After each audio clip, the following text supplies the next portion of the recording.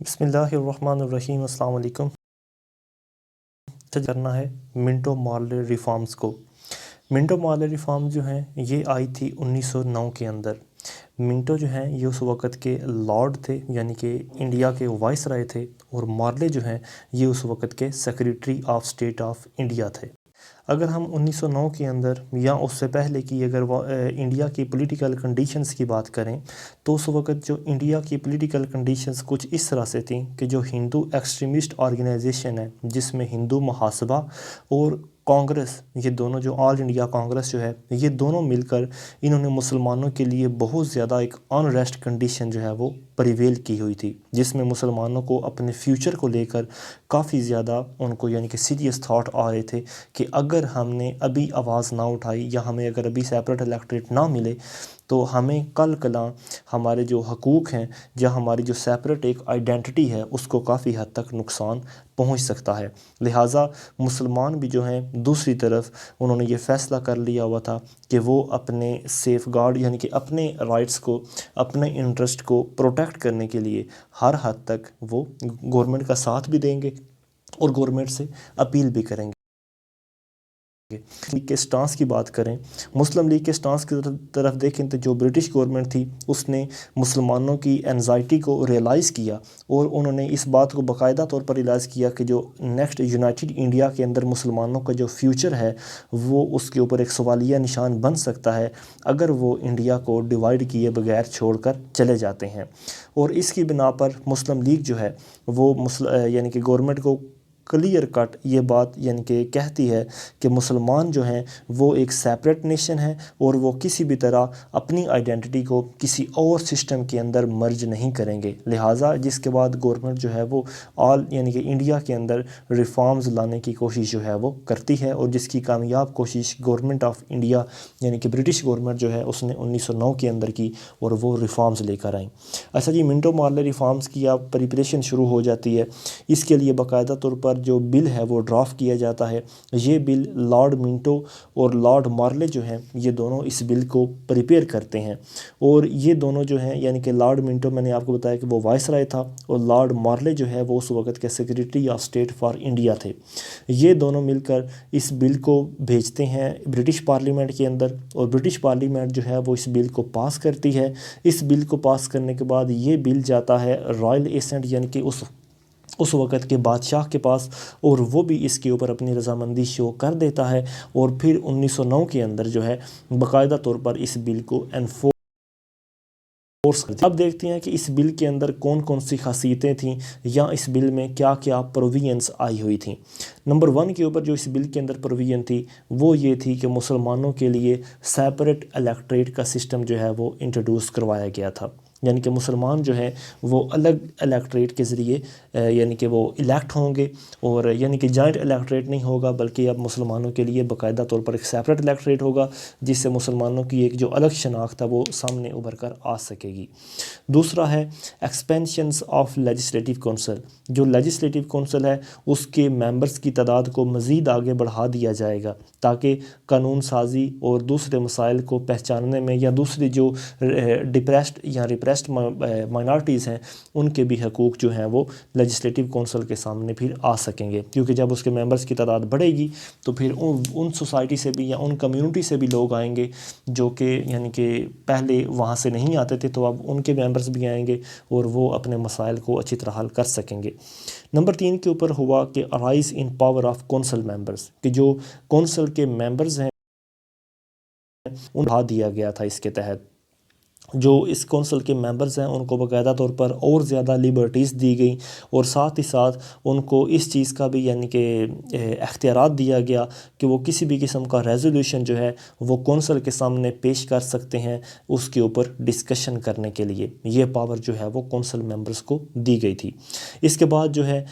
Voice رائے کی جو council ہے اس کے ممبرز کو فکس کیا گیا، اس کے ممبر جو ہیں ان کی تعداد کو 60 کے اوپر جو ہے فکس کیا گیا، اور ساتھ ہی ساتھ جو پروونسز کے ممبر ہیں ان کی تعداد کو بھی فکس کیا گیا۔ خاص طور پر جو بڑے بڑے صوبے ہیں مثلا یو پی، بہار اور بنگال، یہ بڑے جو صوبے ہیں ان کے ممبرز کی تعداد کو 50 رکھا گیا، اور جو چھوٹے صوبے ہیں جیسے پنجاب، برما، کیونکہ برما کی اگر بات کریں تو برما جو ہے یہ مطلب 1948 کے اندر جو ہے وہ آزاد ہوا تھا، اور اس کو پھر 1937 کے اندر انڈیا سے کم از کم اس کو الگ کر دیا گیا تھا۔ برما جو کہ آج موجودہ میانمار ہے، اس کو 1937 میں انڈیا سے الگ کیا گیا، یعنی کہ یونائٹڈ انڈیا سے، اور اس کو آزادی ملی 1948 کو، اور یہ بھی اس ٹائم برٹش کی ہی کالونی تھا، اور ان کے لیے بھی قانون ایسے ہی بنتے تھے جیسے یعنی کہ ایک ہی یہ پورے کا پورا سب کانٹیننٹ جو ہے وہ اس کا حصہ ہوتا تھا۔ اور ان چھوٹے صوبوں کے لیے جس میں پنجاب، برما اور آسام آتے ہیں، اس میں جو یعنی کہ تعداد ہے وہ 30 رکھی گئی تھی۔ اچھا جی، اس کے بعد ہے entrance of Indians in executive council. اچھا جی، اب ایگزیکٹو کونسل کے اندر انڈینز کو بھی یعنی کہ 1909 کے ریفارمز کے اندر جو ایگزیکٹو کونسل ہے اس میں جو انڈینز کو بھی داخل ہونے کی اجازت جو ہے وہ دے دی گئی۔ Of the viceroy and in the provincial executive council, مطلب جو وائس رائے کی ایگزیکٹو کونسل ہے اس میں بھی انڈینز اب آ سکتے ہیں، اور جو پروونشیل ایگزیکٹو کونسل ہے اس میں بھی اب انڈینز جو ہے وہ آ سکتے ہیں۔ اچھا جی، نمبر 7 کے اوپر ہے کہ جو لوکل باڈیز ہیں یا جو ٹریڈ یونینز ہیں یا جو یونیورسٹیز ہیں، ان کو اس بات کی اجازت دی گئی کہ وہ اپنے ممبرز کو الیکٹ کر سکتے ہیں، یعنی کہ لوکل باڈیز جو ہیں ان کو اختیارات دیے گئے کہ وہ اپنے اپنے ممبرز کو الیکٹ کر سکتی ہیں۔ ساتھ ہی ساتھ گورنرز کو اپوائنٹ کیا گیا تھا۔ گورنرز جیسے آپ کو پتہ ہے کہ پاکستان کے اندر جس طرح ایک فیڈرل فارم آف مطلب پارلیمنٹری فارم آف گورنمنٹ ہے، پرائم منسٹر جو ہوتا ہے یعنی کہ دوسرے یعنی کہ ایک تو ہوتا ہے وفاق کا پرائم منسٹر اور ایک ہوتا ہے صوبوں کے پرائم منسٹر، پھر ہوتے ہیں وفاق کی طرف سے گورنرز جو کہ چاروں کے چاروں پاکستان کے صوبوں کو وفاق کی طرف سے ریپریزنٹ کر رہے ہوتے ہیں، لہٰذا بالکل اسی طرح جو ہے صوبوں کے لیے گورنرز جو ہیں وہ اپوائنٹ کیے گئے تھے۔ یہ گورنرز جو ہیں یہ بنگال، بامبے اور مدراس جیسے جو صوبے ہیں یہاں پر یعنی کہ ان پروونسز کے اندر ان کو باقاعدہ طور پر الیکٹ کیا گیا ان گورنرز کو، اور these provinces are given right to form their own council, اور ساتھ ہی ساتھ بنگال، بامبے اور مدراس جیسے صوبوں کو اس بات کے بھی اختیارات دیے گئے کہ وہ اپنی کونسلز خود بنا سکتے ہیں۔ اچھا جی، اب اس کے اثرات کیا پڑتے ہیں، منٹو مارلے ریفارمز کے اثرات کیا پڑتے ہیں؟ دیکھیں، اس کے اثرات اچھے بھی پڑتے ہیں، اس کے اثرات برے بھی پڑتے ہیں،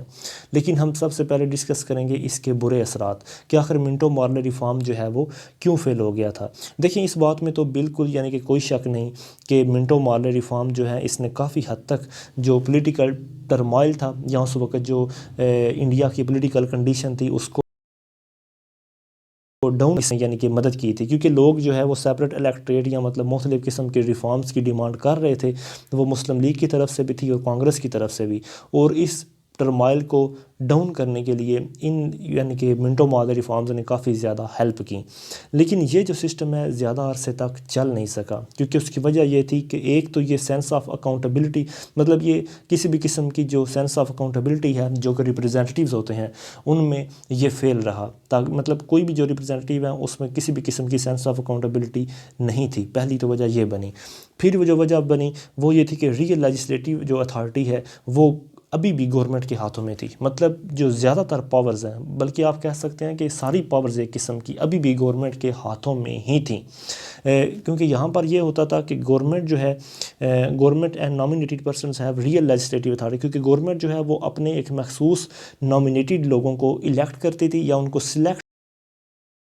کرتی تھی۔ جو لیجسلیٹو پاورز ہیں وہ انہی لوگوں کے ہاتھ میں رہتی تھیں، یا گورنمنٹ کے ہاتھ میں یا گورنمنٹ کی طرف سے نامینیٹ کیے گئے لوگوں کے ہاتھوں میں، اور جبکہ دوسری طرف جو الیکٹڈ ممبرز ہوتے تھے وہ کسی بھی قسم کا جو کوئی کویسچننگ یا جو کرٹیسزم کرتے تھے وہ بالکل ایک یوز لیس ہوتا تھا، مطلب کیونکہ فرق تو ان کو پڑنا کوئی نہیں، یہ بے شک کرٹیسزم کرتے بھی رہیں یا کویسچننگ کرتے بھی رہیں، گورنمنٹ اور گورنمنٹ کے نامینیٹڈ لوگوں کو اس سے کوئی فرق نہیں پڑنے والا۔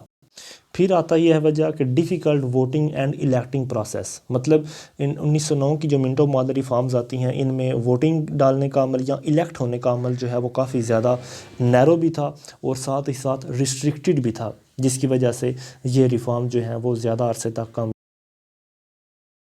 پر یہ تھا کہ majority of government nominated members کہ مطلب الیکٹ ہونے والے لوگوں کی تعداد کم تھی، جبکہ گورنمنٹ کی طرف سے نامینیٹ کیے جانے والے ممبرز کی تعداد جو ہے وہ زیادہ تھی، اور ڈیفینیٹلی سی بات ہے کہ جو لوگ نامینیٹڈ ہوتے تھے وہ ہمیشہ ووٹ اپنا گورنمنٹ کی کسی بھی قسم کے جو مطلب گورنمنٹ کے ڈیسیجن ہوتے تھے ان کی فیور میں دیا کرتے تھے، کیونکہ گورنمنٹ نے ان کو نامینیٹ کیا ہوا ہوتا تھا کہ یہ بندے ہمارے ہیں. وہ ظاہری سی بات ہے، چاہے وہ انڈینز ہوں چاہے وہ برٹش خود ہوں، تو وہ گورنمنٹ کے ساتھ ہی لائل رہیں گے، الیکٹڈ ممبرز کے ساتھ وہ لائل نہیں رہیں گے. اچھا، جو نیگیٹو ایفیکٹ تھا وہ تھا کہ an effective control of legislative council over government agencies, مطلب جو گورنمنٹ ایجنسیز ہیں ان کے اوپر کسی بھی قسم کا لیجسلیٹو کنٹرول جو ہے وہ، یعنی کہ اگر تھا تو بہت تھوڑا تھا لیکن ان ایفیکٹیو تھا. مطلب لیجسلیٹو کونسل جو ہیں ان کا گورنمنٹ کی ایجنسیز کے اوپر کوئی خاص کنٹرول نہیں تھا. اس کے بعد ہے کہ جتنے بھی قسم کے فائنینشیل میٹرز تھے وہ سینٹرل گورنمنٹ کے پاس تھے، جبکہ مطلب فائنینشیل میٹر چلو سینٹرل گورنمنٹ کے پاس سینٹرل میٹر تو ہیں ہی ہیں، لیکن جو پروونشیل ایکسپینڈیچر ہیں وہ بھی سینٹرل گورنمنٹ کے پاس ہی ہیں. حالانکہ اگر یہاں پر اٹانومی دی گئی تھی، پروونسز کو اختیارات دیے گئے تھے، تو ان کو فائنینشلی طور پر بہت کم اختیارات یا نہ ہونے کے برابر جو ہیں وہ اختیارات دیے گئے تھے. منٹو مارلے ریفارمز کے پازیٹیو ایفیکٹس کی پازیٹیو ایفیکٹ کے اندر اگر سب سے پہلے دیکھیں تو اس میں سب سے جو زیادہ پازیٹیو ایفیکٹ ہے وہ مسلمانوں کے لیے تھا، کیونکہ اس میں مسلمانوں کو سیپریٹ الیکٹریٹ کی جو ڈیمانڈ تھی وہ ان کی پوری کی گئی تھی ان پروونشیل لیجسلیٹو کونسل. اس کے ساتھ ساتھ مسلمانوں کو اس میں ڈبل ووٹ جو ہے وہ بھی دیا گیا تھا، یعنی کہ ایک تو وہ اپنے ممبرز کو سیپریٹ الیکٹریٹ کے ذریعے الیکٹ کروا سکتے ہیں، اور دوسرا جتنے بھی قسم کے جو جنرل سرکمسٹانسز ہیں ان میں بھی یعنی کہ جو مسلمان ہیں وہ اپنا ووٹ جو ہے کاسٹ کر سکتے ہیں. دوسرے نمبر پر ان کا فائدہ یہ ہوا کہ انہوں نے ایک راستہ جو ہے وہ ہموار کر دیا انڈیا کے اندر کانسٹیٹیوشنل ڈیولپمنٹ کو لانے کا. مطلب یہ پہلی کانسٹیٹیوشنل اگر ڈیولپمنٹ تھی، پہلی تو نہیں تھی یعنی کہ اس سے پہلے کچھ ہوئی تھیں، لیکن یہ جو کانسٹیٹیوشنل ڈیولپمنٹ یا ایک راستہ ہموار کیا کہ مزید آگے چانسز ہیں کہ انڈیا کے اندر جو ریفارمز ہیں وہ آ سکتی ہیں. اچھا، یہ جو ریفارمز ہیں، ایک تو انہوں نے یعنی کہ الیکشن کا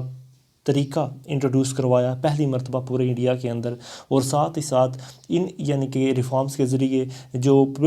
پولیٹیکل اویئرنیس ہے انڈین پیپل کے اندر وہ پیدا ہوئی. مطلب پولیٹیکلی ان کے کیا رائٹس ہیں، ان کے مطلب ووٹ کی کیا اہمیت ہے، وہ پولیٹیکلی اپنے حقوق کو کس طرح پروٹیکٹ کر سکتے ہیں، یہ تمام چیزیں جو ہیں انہوں نے اویئرنیس پیدا کی منٹو مارلے ریفارمز نے انڈین پیپل کے اندر. اور تیسرے نمبر پر ہے یہ اس کا جو کریڈٹ ہے منٹو مارلے ریفارمز کا وہ جاتا ہے شملہ ڈیپوٹیشن کو، کیونکہ شملہ ڈیپوٹیشن جو ہے وہ اکتوبر 1906 میں ہوئی تھی، اور اسی کے اندر مسلمانوں نے جو ہے مطلب برٹش گورنمنٹ کے سامنے اپنے رکھے تھے حقوق، اپنے مسائل پیش کیے کہ ہمیں سیپریٹ الیکٹریٹ چاہیے، اور اس کا نتیجہ کہ ہمیں ریفارم جو ہے وہ انٹروڈیوس کروا دی گئیں. اس کے ساتھ ساتھ جو ہے اس کا کریڈٹ مسلم لیگ کو بھی جاتا ہے کہ جس نے اپنے 2 سالوں کی کاوشوں کے بعد، یعنی کہ بلکہ کچھ زیادہ ہی سالوں کی کاوشوں کے بعد، کیونکہ مسلم لیگ جو بنی وہ 1906 ہی میں ہی بنی، اور 1906 سے 1909 تک جو ہے مطلب اس نے اپنے حقوق کو پروٹیکٹ کیا، اور اس کا مطلب جو کچھ نہ کچھ کریڈٹ ہے وہ اس کو بھی جاتا ہے منٹو مارلے ریفارمز کو انٹروڈیوس کروانے کا. تو آج اتنا ہی، انشاءاللہ باقی ہم نیکسٹ ویڈیو میں دیکھیں گے. السلام علیکم. کوئی کویسچن ہو تو ضرور پوچھیے.